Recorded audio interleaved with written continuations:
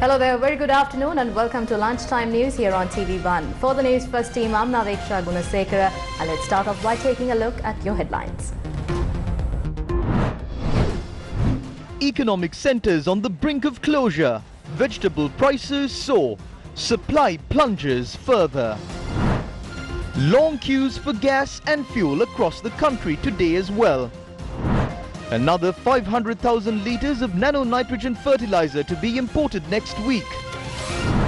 Samagijana Palavegya protest causes a stir in Parliament.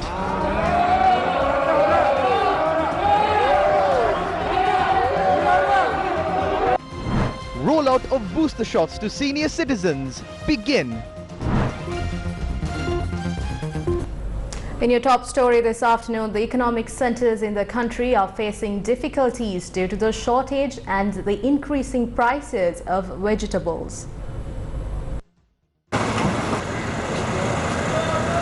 Manikumbura Economic Centre's daily supply of vegetable stocks has dropped from 1 million kilograms to 100,000 kilograms. Against this backdrop, the price of a kilo of beans was at 450 rupees. A kilo of carrots was sold at 290 rupees, while a kilo of leeks was priced at 270 rupees. A kilo of green chilies was priced at 400 rupees.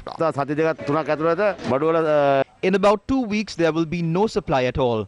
Due to the rainy season, there is a threat of stocks of vegetables being destroyed. On the one side, the fertilizer issue, and on the other side, the fuel shortage. We will not be able to transport the stocks then. The only thing that we can do is close down everything, as the workers also now stay at home. All the pressure is on the people now. It is also reported that the vegetable stock supplied to the Thamuttegam Economic Centre daily has reduced by about 60%. We are not seeing many farmers and businessmen at the economic centre. Vegetable prices were very high today. We are buying these vegetables to resell them, and with these prices, we cannot face the consumers. According to our correspondent, the prices of vegetables and fruits at the Manin market in Colombo has risen relative to the past few days. This was the situation at the Dambulla Special Economic Centre.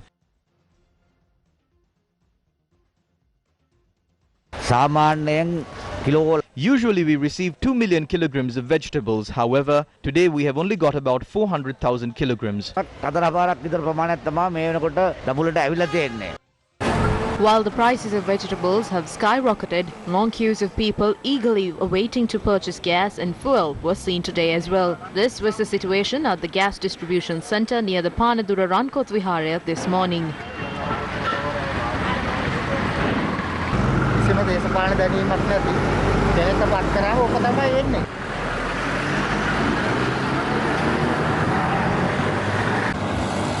Due to the prevailing fuel shortage, long queues of vehicles were reported in Kandy and its suburbs.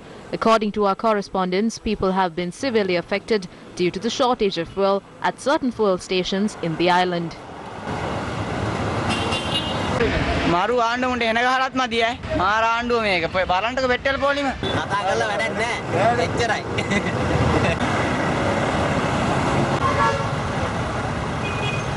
The spokesperson of the joint movement to protect oil, port and electricity, Ananda Palita, says the shortage in fuel has emerged as a result of the lack of oil reserves with the Petroleum Corporation. He made these remarks during a media briefing in Colombo today. There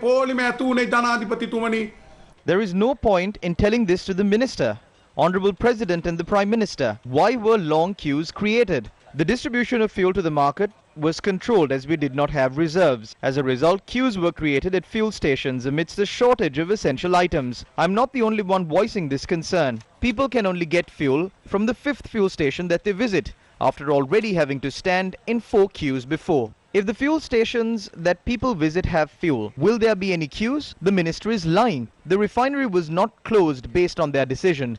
They were forced to close it. When there was an opportunity to bring down reserves and resources for a price less than $15, it was not utilized. Because the refinery was closed, we lost the opportunity to receive 100 metric tons of gas for free. It paved the way for the gas companies to import it at a higher price. Next, they produced 250 metric tons of tar. We lost that as well. Then the 350 nepta for the Kalnithis power plant was lost. After the budget with the price formula, the cost of fuel will be unbearable. Now the minister has created a situation where people will not have access to fuel in the future. ජනතාවට ඉන්ධන ටිකක් නැති වෙන තත්ත්වයට ඇමති පත් කර. Will there be a shortage of fuel in the country?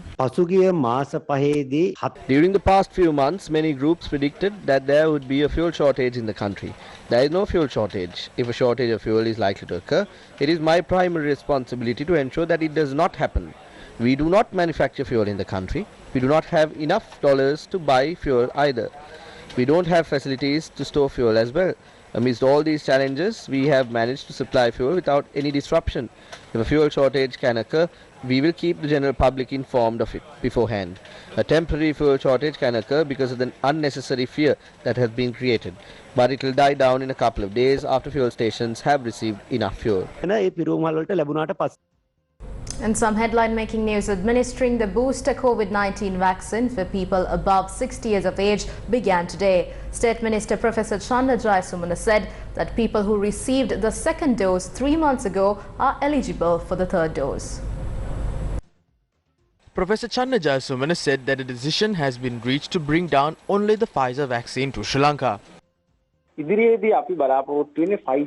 the future, we are expecting only to bring down the Pfizer vaccine to administer as the third dose, because we have sufficient stock on other vaccines to administer as the first and the second dose.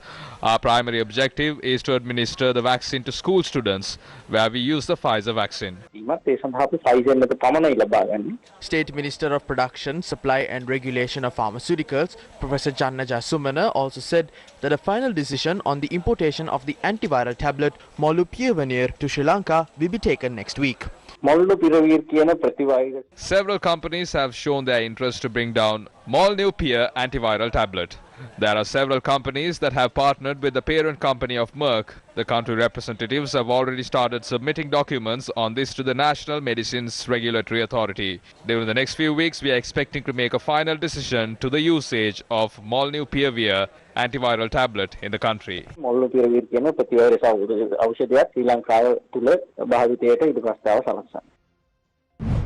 According to health authorities, the number of children hospitalized due to COVID-19 has risen. Director at the Lady Ridgeway Hospital, Dr. G. Vijay Surya, cautioned elders about the situation and said that they should act responsibly to avoid a further increase in cases among children. Meanwhile, 720 COVID-19 cases were confirmed yesterday. This takes the total cases in the country to 552,994. 18 deaths were reported yesterday. Among the deceased were 9 males and 9 females. 16 of the deceased are above the age of 60. The total death toll due to COVID-19 in the country currently stands at 40,034. 524,740 individuals have recovered from the virus.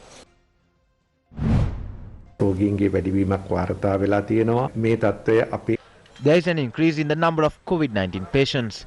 We warned about this earlier. If this pattern continues, as the first step, we will have to close down all schools. Also, if it increases further, we are left with no other alternative but to impose travel restrictions again. As the cases increase, the deaths too will eventually increase. අනිවාර්යයෙන්ම නැවතත් සංචරණ සීමා සහ අනෙකුත් සීමාවන් පනවනවා හැර වෙන විකල්පයක් නැතුව යනවා. මේ රෝගීන් වැඩි වෙනව හැම අවස්ථාවකම ඊට සාපේක්ෂව මරණ වැඩි වෙනවා. The Department of Buddhist Affairs has issued a set of instructions to reopen Dhamma schools island-wide on the 28th of November, subject to COVID-19 health guidelines. The instructions were issued by the Commissioner General of Buddhist Affairs. Accordingly, the Commissioner General of Buddhist Affairs has informed the relevant parties to hold discussions with parents and other entities on a suitable program to resume academic activities at Dhamma schools. The software engineer responsible for deleting files from the eNMRA database on the Lanka government cloud was granted bail by the Colombo Chief Magistrates Court today. The software engineer, identified as Pramod Dilupa Ramanayaka, is charged with deliberately deleting over 11,000 files from the database of the National Medicines Regulatory Authority. The suspect was released on strict bail conditions today by the Colombo Chief Magistrate Buddhika Sri Ragala. The bail conditions requested the suspect to surrender his passport to courts. He was released on 2 bail sureties of 1 million and a cash bail of 50,000 rupees. The case will be taken up in courts on the 27th of January.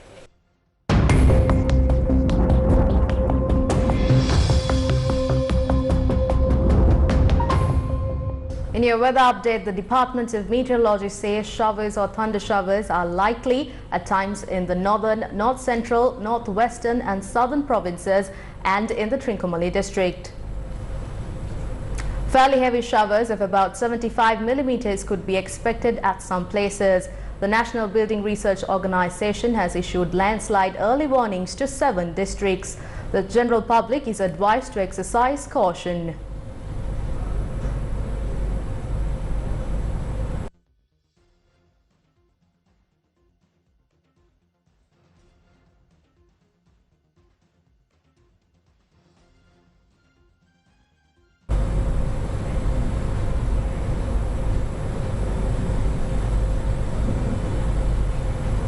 Incidents where the police prevented protesters from travelling to Colombo to attend the protest organised by the Samagi Jana Balawegaya were discussed in Parliament today. Following the debate, the opposition MPs held up placards in the Parliament. We saw certain people who were supposed to be in jail attending the protest yesterday. The report on the Presidential Commission of Inquiry confirmed that there has been a 400 million rupee scam when bringing down cattle. However, we saw parliamentarian P. Harrison acting as if he does not know anything. I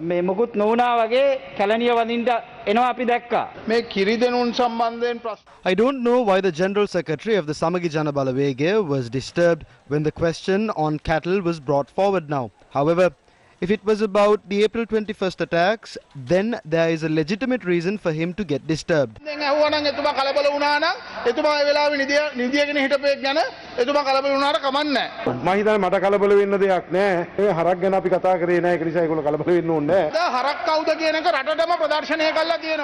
All of the people have been made aware of who the cattle in the country are. When the country is trying to reduce the spread of COVID-19, we have people here who work towards spreading the virus. Yesterday we organized the protest. It was not barred by any courts. Against such a backdrop, DIGs from the police created chaos, saying that the protest was barred by courts. Under which law did the DIGs issue these gazettes and implement these orders? The police is violating rights of the people here. These unacceptable acts of the government caused various inconveniences to the people who were battling many other hardships. Therefore, I urge the Honourable Speaker to conduct an investigation into this incident. විශාල හිරිහැරයක් කරයි කියන එක අපි කියන ඔබතුමාට ඒ ගැන පරීක්ෂණයක් කරන්න කියලා. කරුණාකර ඔය සම්බන්ධයෙන් විවාදයක් ඉල්ලගන්න. අද ඔය කටයුත්ත කරන්න බෑ. එතකොට කොළඹ නගරේ කිසිම උසාවිය No court in Colombo gave any order against this protest. Against such a backdrop, how can the IGP act in this manner? He didn't allow anyone to even park a vehicle within the Colombo city limits. When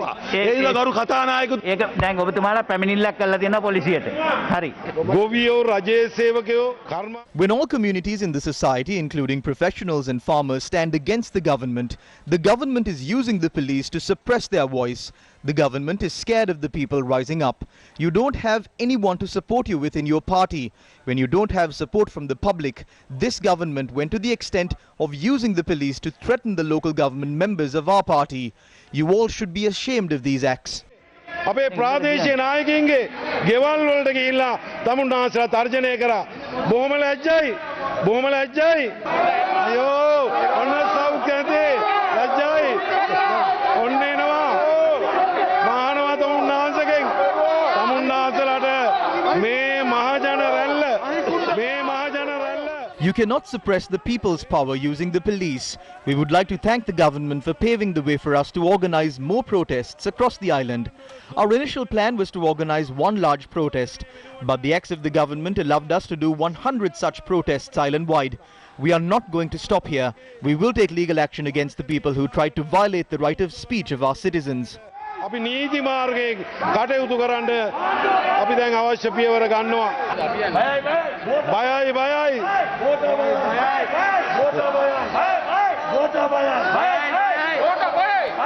ලංකාවේ අධිකරණ වලින් 90% of the courts in the country gave permission for our protest. They rejected the request made by the police. Even against such a backdrop, the minister in charge of police tried to disrupt the protest that we organized. But you failed. We were able to bring thousands of people to Colombo and show their dissatisfaction against this government.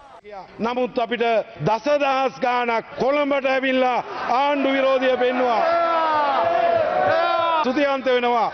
අපේ සරත් වීරසේකර අපේ ඇමතුමාට. We would like to thank the Minister in charge of police. Thank you for your support in making our event a success. Can you see the opposition against this government? This is just the beginning.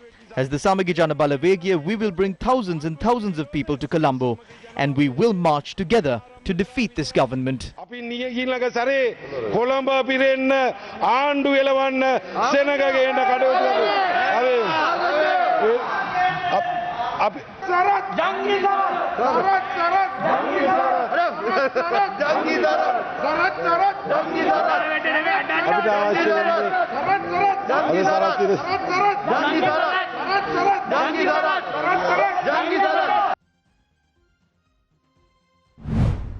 ජනතා බලය මර්ධනය කරන්න උත්සාහ ගැනීම එච්චර As politicians, I believe trying to suppress the people's power is wrong.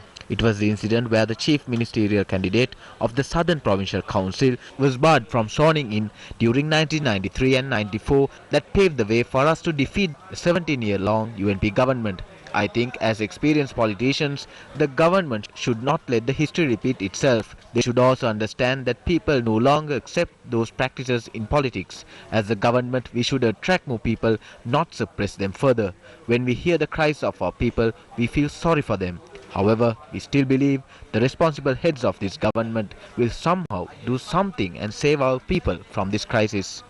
දැනෙනවා. අපි විශ්වාස කරනවා රජය කරන උදවිය කෙසේ හෝ උපක්‍රමශීලීව දැක්මක් ඇතුව මේ ප්‍රශ්නවලට ජනතාවට විසඳුමක් ලබා දෙන්න කටයුතු කරයි කියලා. Colombo Commercial Fertilizers Limited says plans are in place to import another 500,000 litres of the nano-nitrogen liquid fertilizer manufactured in India by next week. Chairman of Colombo Commercial Fertilizers, Metsiri Vijay Gunawardena, said that another 1 million litres of liquid fertilizer will also be imported. By next week, we have planned to import 1 million bottles of this product, which is around 500,000 litres of fertilizer. The nano-nitrogen liquid fertilizer stocks imported to the country previously have been distributed to agrarian centres across the country. With the current weather patterns prevailing in the island, we hope we will be able to continue the supply of this product for cultivations without any shortage. The Janata Vimukti Peramuna expressed the following views regarding the controversy surrounding the Chinese organic fertilizer. සාර එකක් කඩතොළු වසා ගන්නට ගොහින් මට වුණු කාර්යයා දෙකක් කඩතොළු හදා දුන්නා ඉඳුරුවේ ආචාර්යා වගේ ඉඳුරුවේ ආචාර්යා නම් කඩතොළු දෙකයි තුනයි හැදුවේ නමුත් මේ කඩතොළු රාශියක් දැන් ආණ්ඩුව හදලා තියෙනවා රසායනික දෝම නැත්නම් රසායනික. The government banned the import of chemical fertilizer all of a sudden and started to import organic fertilizer. It was after this that the Chinese fertilizer issue emerged. Every country is cautious about the method of importing organic fertilizer. The usual process is that they need to call for tenders first, and thereafter, the company that secures the tender will be given an opportunity to send samples to be tested. If the samples are satisfactory, then letters of credit will be opened. Only after that will they bring down the stock of fertilizer. However, against a backdrop when we did not have experience with organic fertilizer, and when this Chinese company had not provided fertilizer to us before, the government did not follow this method, and it has now become an issue. The government is trying to sweep this Chinese fertilizer issue under the carpet. This type of organic fertilizer is detrimental to the environment of the country and was not tested properly.